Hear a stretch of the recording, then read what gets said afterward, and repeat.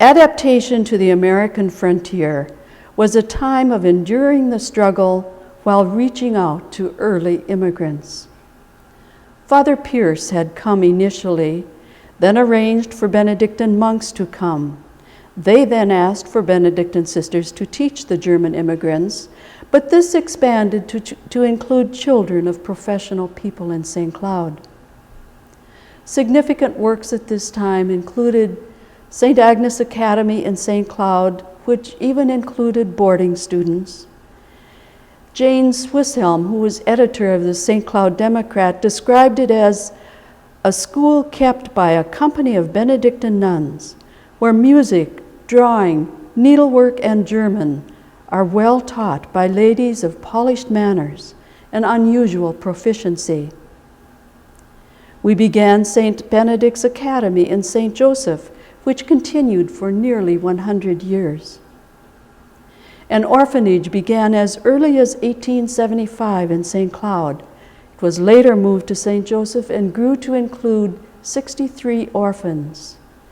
You may wonder about the need for an orphanage, but when you remember that at that time, mothers often died in childbirth, so fathers would bring their children to the sisters for education and safety.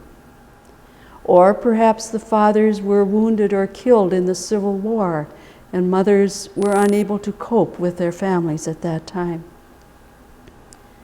Bishop Sardetti moved the orphanage to St. Cloud in 1893 and placed it under the care of the Franciscan Sisters of Little Falls.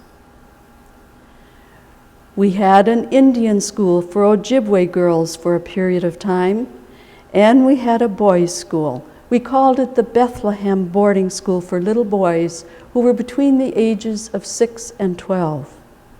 This was a department of St. Benedict's Academy and College. The prospectus describes it as, it is essentially a home school. Many boys maintained contact with the sisters during their adult lives.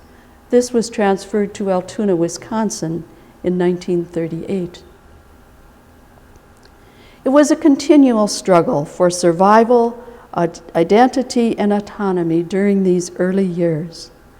The sisters endured many hardships: sickness, tuberculosis, poverty, extreme cold, conflict between the Sioux and Dakota Indians, which centered in the St. Cloud area, even the grasshopper plague.